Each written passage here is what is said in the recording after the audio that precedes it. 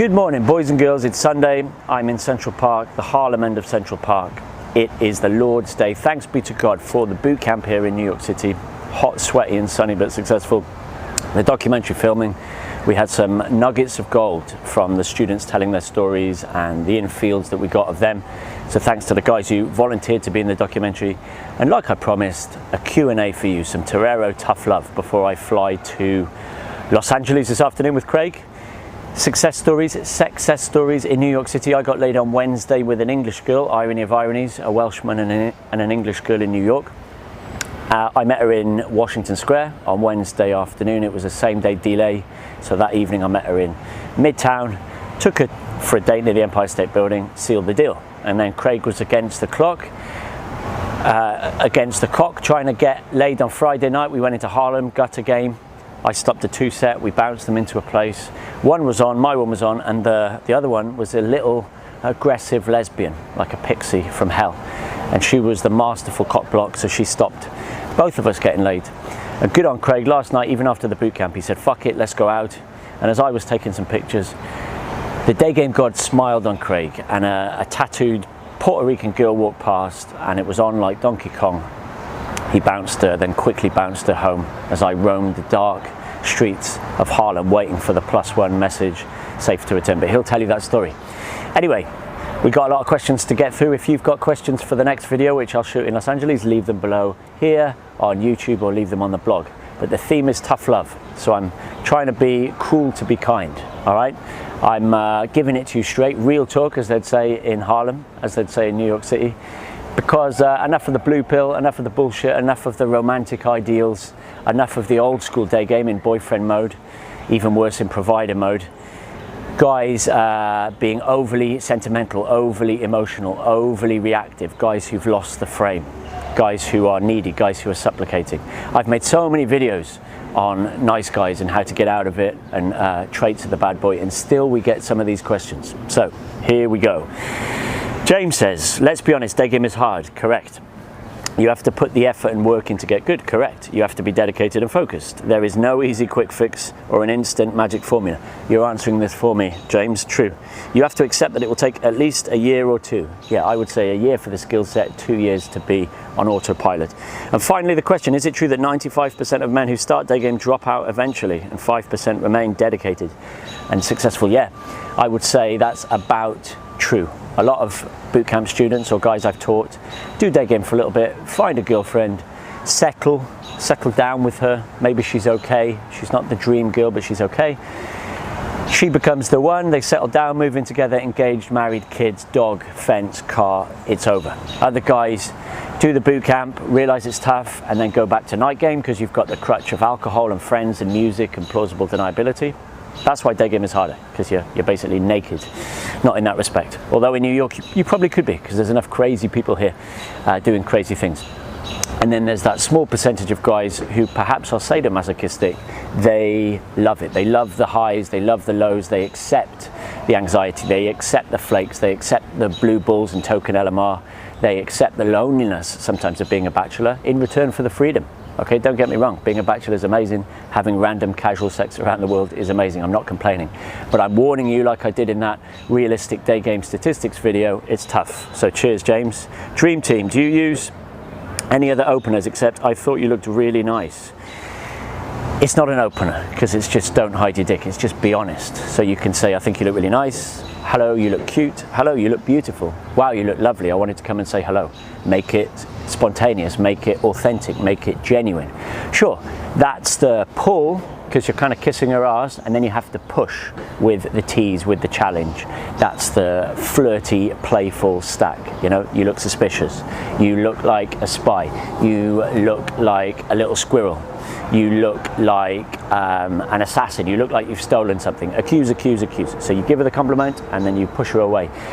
But I wouldn't call it an opener, as in an old school opinion opener, who lies more, men or women. This is just going up to a girl and telling her what you think. It's very refreshing for you and it's very refreshing for her. Don't hide your dick. That's the theme of your life. Get a t-shirt with that on. Get a tattoo with that on if you're brave. Lightning Jack says, I think it's a bit naive to expect to go on pulling hotties in your 40s and beyond. I sense some judgment in this question, Lightning Jack, or maybe lack of infield experience. Yesterday there was a guy in the boot camp who was 50. I live with guys in Central Europe who are 50, 52. They keep in okay shape, they keep in okay fashion and grooming, they're doing fine, not as the provider, but evidence shows us that from the students I teach, from the guys I see. So be careful. If you haven't tried it and you're not 50, how do you know? Anyone who's seen Mystery lately may have mistaken him for a crazy old homeless transsexual. That's not needed, Lightning Jack. Don't bite the hand that feeds you, yeah? Mystery's a great pickup artist. He still is. Have you been out in the game with him? Have you seen him in field? Is that just a jealous, judgmental comment? Come on, man. Looks like he's pulling average club sluts at best. You reveal yourself there, Lightning Jack, when you use the word sluts. That suggests guys have a purity fantasy, you have the good girl, bad girl thing, you're judgmental about girls who like casual sex or guys who like picking up girls who like casual sex. It's a typical online thing, so be very careful of judging. For most guys, I think there's a pretty good argument for finding the best girl you can in your 30s for a long-term relationship. Being with someone you mutually respect and care about sounds a hell of a lot better than being that weird old guy who spends every waking hour chasing ass for diminishing returns. You can tell by the tone of my voice I don't agree. If you believe it, you believe it. What's that old saying? If you think it's true, it is. So if you have these beliefs, Jack, for you, they are true. You will come across as creepy. It will be sad for you. But for plenty of guys that I meet on the road, that I teach, that I game with, that I wing with, it's not a problem at all. Be very careful of judgment. Judgment smells of jealousy. On to the next question.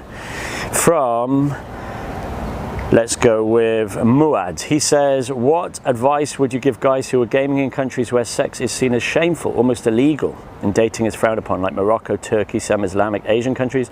Do these guys need to do something different? Or biology over ideology leaves things unchanged? Correct. Biology always wins. So ideologies fall by the wayside, societies fall by the wayside. Biology is millions, billions of years old. These are hardwired drives like eating, fighting, fucking is one of the big three, yeah? So I call it the pressure cooker effect. When you try to suppress it in hardcore Christian cultures or Muslim cultures or Mormon cultures or Scientology or whatever, it comes out in weird and wonderful ways. So some of the horniest girls I've ever slept with have been Turkish, they've been from Iran, they've been from Morocco, they've been from Egypt, all that pent-up sexual frustration. Yes, you have to be subtle. Yes, you have to be under the radar. So be careful of your number collecting. You might not want to jump in front of her completely in a big open space. In Morocco, you can do it subtly. You might want to do a bit more of the indirect direct, yeah? Slipping girls your number. I know it's not ideal, but in these situations, getting her to scribble down her number, using online platforms, getting her out in secret, sealing the deal, it's no problem. If you take one of those girls out of that country and put her in a Western country, she usually goes crazy. The craziest lays I've ever had have been in London with Turkish girls or Lebanese girls, Middle Eastern girls who've suddenly got freedom, sexual freedom, and they go absolutely wild. That's the same with evangelical Christians I've slept with. I've slept with people of strange faiths like Mormons, Baha'is, etc. Pressure cooker effect. You can't take the biological drive out of humans. All right, next one from Robert. He says, I understand your lifestyle and day game model is based on hustling. For me, there are two major problems with that. First, it seems not sustainable. Hustling requires a lot of energy and doesn't lead to a solid social circle. Since you've said you were a lazy person, I assume you had thought of social circle driven gaming. We are getting old and honestly, I don't want to chase girls for decades. I would rather work on warm approach models. Second part, seems like day gamers travel a lot. Should we adopt a lifestyle where we travel often, because I feel like running out of places to day game in my hometown? Again, similar to Jack, there's some judgment in there of older guys doing day game, of guys who are traveling, of guys who don't have a mortgage and a house and a wife. And you're suggesting I'm lazy. Well, perhaps I said that tongue-in-cheek, but one thing I'm not is lazy. I'm here on a Sunday morning when I could be in bed, filming a video, making a documentary, writing books, traveling around the world. I hustle my arse off, okay, both for girls and with my career when I was a teacher, working my way up the ranks at university. One thing I've never been, my friend, is lazy. And New York is the city of hustlers. This channel is all about hustling. So get off your ass, get out of your house, talk to girls, accept the pain, find your passion and work hard on that, sort out what you need to sort out, don't be the victim, rise above your situation. That's what I mean by grab life by the horns. This channel is anything but about procrastination and laziness. So you should know that about me. Do you have to travel? No, my first 100 lays were in London, basically, and you'd do better if you stayed in one big city. You could be in Chicago, you could be right here in New York City, you could be in any major city. If you live in a small town, the sad truth is you have to travel for day game, you have to go to a big city for a period of immersion, or even better, you have to move. Okay, if you're in North America, move to New York City. If you're in Great Britain, move to London.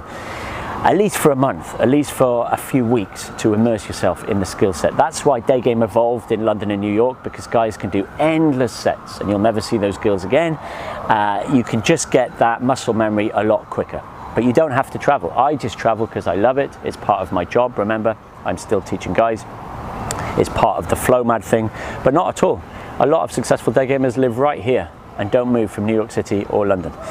There you go. A few more questions.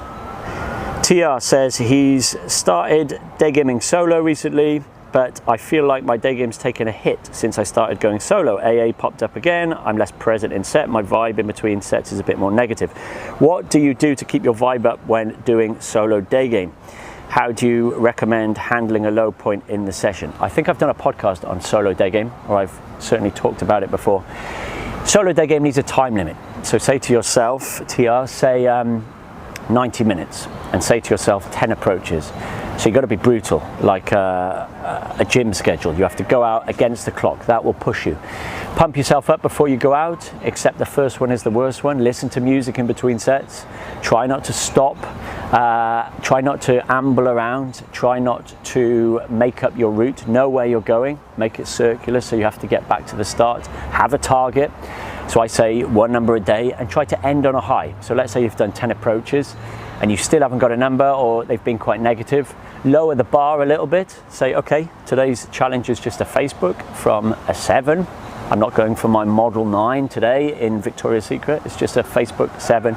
Close and finish the session on a high. That's a clever trick. So when you think about going out again solo, you remember that positive experience. It's no good going home with your tail between your legs. That's gonna stop you going out the next time. Anyway, find that podcast on solo day game. Last question from Ryan. Isn't this really just a numbers game? I mean, like finding girls who are down. A very common question about day game. If it was a numbers game, you would be able to put any new guy up against me and let's say give us 10 approaches each or 30 approaches. We both go off at the same time of the day in the same city, and technically we should get exactly the same results if we keep on repeating that experiment, if it's just a numbers game. Clearly it's not. Clearly there's a skill set. One guy would have to approach 1,000, one guy would have to approach 10 to get laid. You see your ratios change over time. Sure, you hit a plateau when your skill set is really as good as it can be pretty much on the street, and then watch my video on realistic day game statistics. That's what you reach, and I talk about beginner statistics, intermediate statistics, and advanced statistics. Finding the yes girl, which some guys do, walking around and spam approaching, opening everything. That's kind of a night game thing where you just get drunk and grab girls and hope that one of them, without any quality control, just goes home with you.